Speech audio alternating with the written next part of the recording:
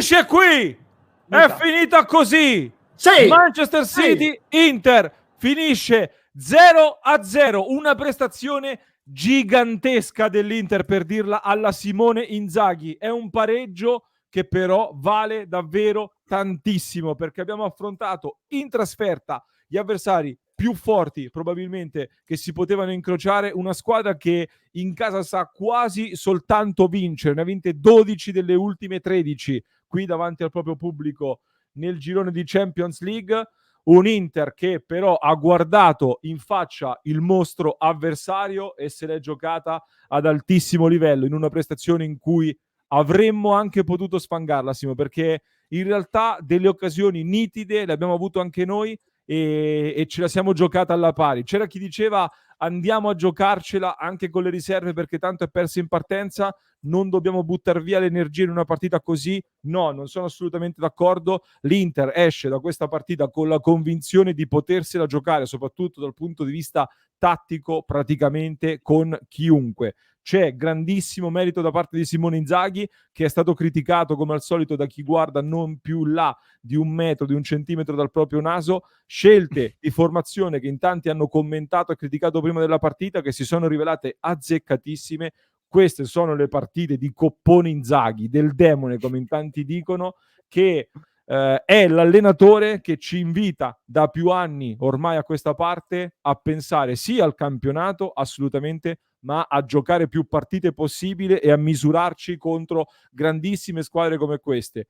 È un Inter che ci riempie d'orgoglio, che fa una prestazione che ti toglie tante energie fisiche, ma ti aggiunge tantissima convinzione nei tuoi mezzi e che ti fa un'iniezione di fiducia su cui bisogna costruire una grandissima stagione. Grande, grande, grande partita, grandissimi tutti i singoli.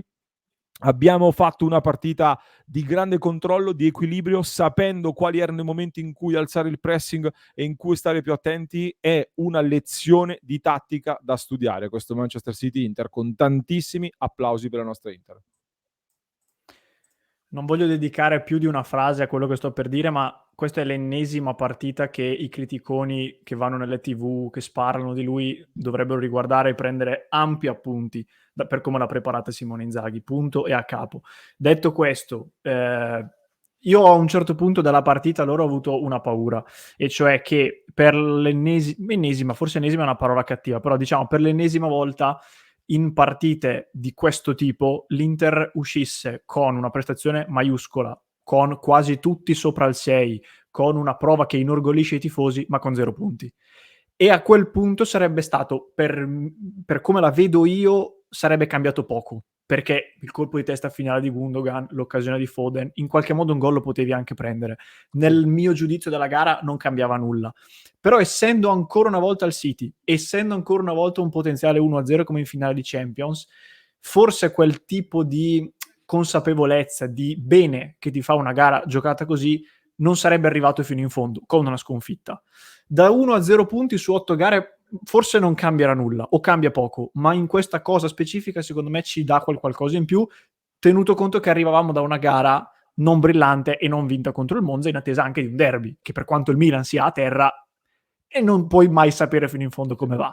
Quindi questo è il contorno che ci aggiungo alla descrizione che hai fatto tu di una partita che, ribadisco, da tifoso mi inorgoglisce tanto, perché è l'ennesima dimostrazione che l'Inter a quei tavoli lì ci va, e non ci va a caso, non ci va intrufolandosi, ci va con uno status che ormai è assolutamente riconosciuto e che dimostra ogni volta in campo, non per nome o altro. Io, Simon, non sono solo d'accordo su una cosa, nel senso che io sono convinto che in questa Champions League, in questo formato qui, ogni singolo gol valga addirittura, perché Sì. è un format molto equilibrato nella classifica. Secondo me ci saranno diverse squadre che andranno con lo stesso punteggio e quindi ogni singolo gol conta. Non a caso il Bayern Monaco, secondo me, è molto indicativo, non si ferma, va a farne 9, cioè ha attaccato per farne il più possibile.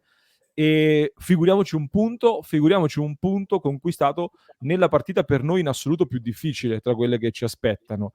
E te la metto anche in un'altra chiave, volendo ambire in alto, volendo guardare in alto. hai tolto 2 punti a disposizione ad una tua diretta concorrente, probabilmente. Quindi per me è un punto che pesa tantissimo, assolutamente. In un momento in cui la squadra non è ancora al top della condizione, ci sono ancora tanti esperimenti, quindi è un punto d'oro, assolutamente. Ti aggiungo la mia prima parte, io ci tengo a far passare il mio grande orgoglio per la partita che abbiamo fatto, perché, ripeto, ho letto tanti commenti prima di questa gara che non condividevo e io volevo vedere un Inter giocarsela ad armi pari contro questa squadra, lo ha fatto. Cosa mi dispiace di questa partita? Che, e giustamente Marcello scrive, ci portiamo a casa anche 700.000 euro, che non guastano, perché il pareggio vale 700.000 euro. Bravissimo, esatto. Ci siamo ripagati lo stipendio di Palacios adesso, tranquillamente. Mi dispiace che Inzaghi ha letto benissimo la partita all'inizio e l'aveva impostata benissimo. I cambi non hanno inciso nella maniera in cui mi sarei aspettato. Cioè, per me la partita è stata impostata nella maniera perfetta per poter andare a inserire poi a gara in corso Lautaro, Mkhitaryan e anche Pavard. E però non hanno dato quello che ti aspettavi. Nel senso che poi loro, chiaramente anche l'avversario è venuto fuori alla grandissima, ha dato tantissimo. Io te lo dico, Simo, io confidavo nella zampata di Lautaro, che mi entra a gara in corso e me la può decidere. È entrato bene Dumfries, come dice Gorgio, sono d'accordo, assolutamente sì. Però io speravo di poterli beffare con un giocatore che subentra dalla panchina, perché ce lo meritavamo per come abbiamo messo in campo la gara. È evidente che ci sono giocatori come Lautaro, Mkhitaryan e Pavard che sono indietro di condizione. Inzaghi ci dà un altro messaggio oggi. A chi dice che Inzaghi si fida sempre degli stessi, non cambia, non sperimenta, è prevedibile. Inzaghi oggi ha risposto presente. Inzaghi ha detto vanno in campo i giocatori in base allo stato di forma, non in base ai nomi. E quindi vanno in panchina Pavard, Mkhitaryan e Lautaro e non si fiata. È una scelta molto molto forte. Ti faccio parlare un po' dei singoli, Simo. Io faccio fatica a trovare tra chi è partito titolare qualcuno al di sotto del livello. Ti dico un po' i miei. A me ha impressionato la prestazione difensiva spaziale di Bastoni, soprattutto nel primo tempo.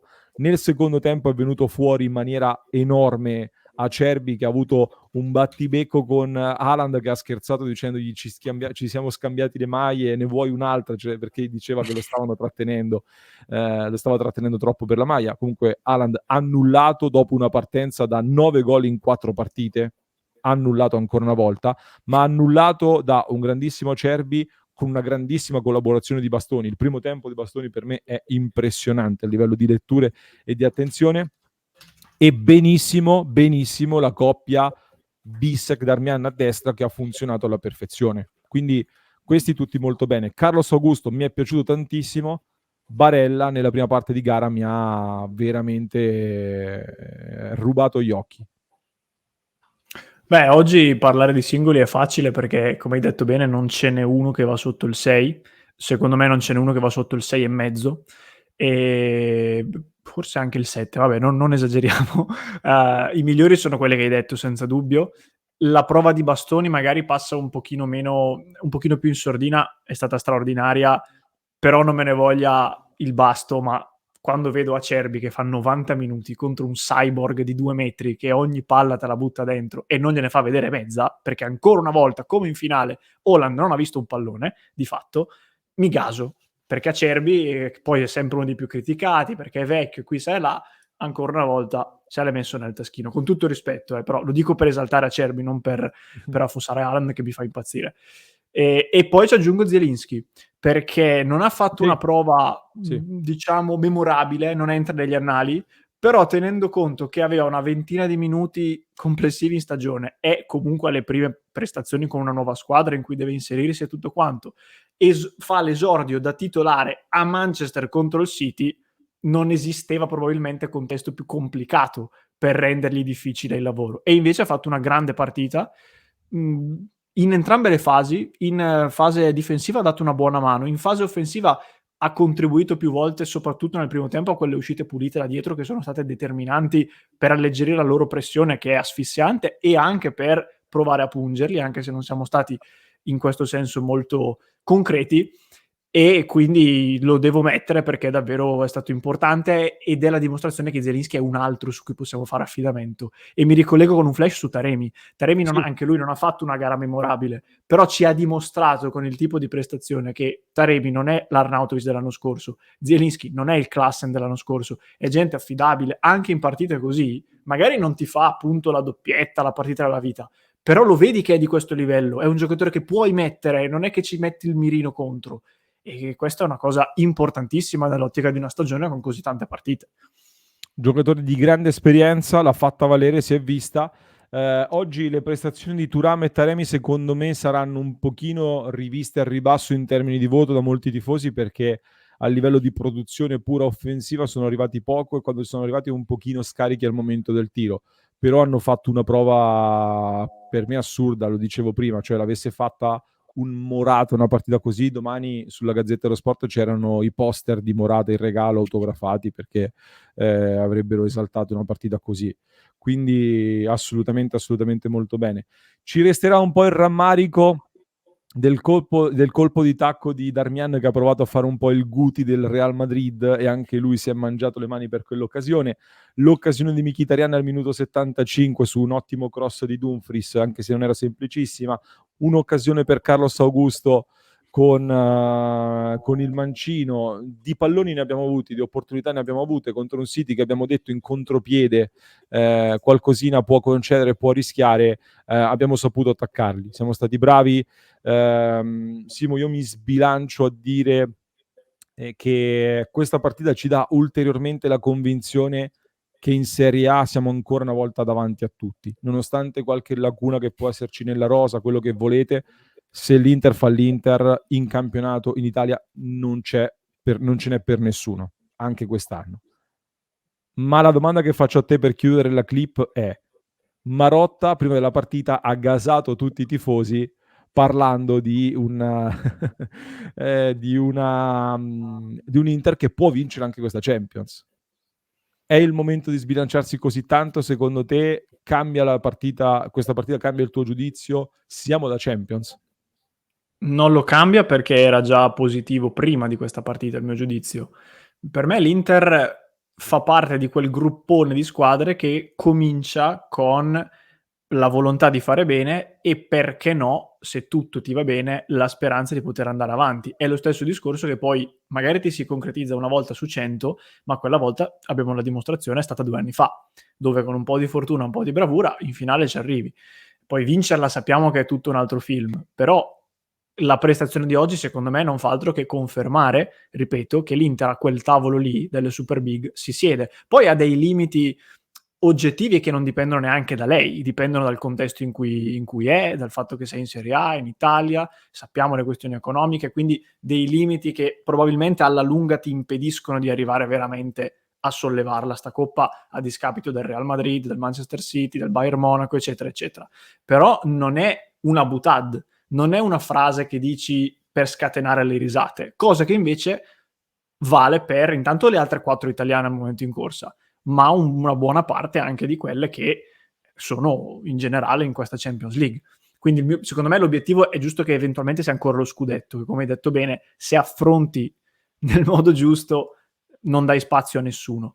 Però in Champions League ci puoi provare. Questa era la partita più difficile, non hai sfigurato, non hai perso. Quindi più che altro questa è la risposta secondo me a chi diceva in Champions andiamo con le riserve perché tanto non combiniamo nulla. Magari non la vinciamo, lo credo, però queste gare qui sono importanti e non giocartele così, non averle viste, non averle vissute, sarebbe stato uno spreco clamoroso, non sottovalutiamolo. Soprattutto perché si tratta della partita di cartello di questo primo turno di Champions. Avevamo letteralmente gli occhi di tutti addosso, perché oggi era la partita più importante di questa giornata di Champions e tutti ci stavano guardando, quindi grande partita. Grazie EC che dice partita tatticamente perfetta, grazie mille per il grande supporto, grazie davvero. Grazie al nostro Franco Marelli, ciao ragazzi, ottimo risultato, avanti così, grazie mille davvero Franco. Io chiudo ribadendo questo concetto di partita gigantesca e sono veramente contento di questa gara e adesso diamo continuità. Volevo dire un'altra cosa, ma magari ci faremo un contenuto a parte e lo riporteremo. Ciala è uscito con i crampi, speriamo che non sia niente di grave, non pregiudichi nulla, ma visto che sta parlando nel post partita dovrebbe essere ok, dovrebbe essere ok. Chiudo solo con un pensiero, un messaggio, ragazzi. Io spero abbiate visto la preview partita che abbiamo fatto qui su Passione Inter nel contenuto di ieri, da Rico Lewis a Carlos Augusto, alla combinazione tra terzo e quinto da sfruttare, la profondità, la possibilità di attaccare in contropiede. Spero che quella preview vi abbia permesso di approcciarvi a questa partita e di ritrovare in campo delle cose che abbiamo detto nella preview di ieri, perché ci abbiamo lavorato tantissimo e secondo me il lavoro che abbiamo fatto ha dato dimostrazione di uno studio approfondito che poi si è rivisto sul campo. Molto spesso è capitato il meme di Caprio che alla TV vede quel momento lì, ci sta il meme lì. Vi aspetto su passioneinter.club, mi raccomando, per supportare il nostro progetto e come sempre iscrizione al canale per non perdervi neanche uno dei nostri contenuti e per supportarci sempre.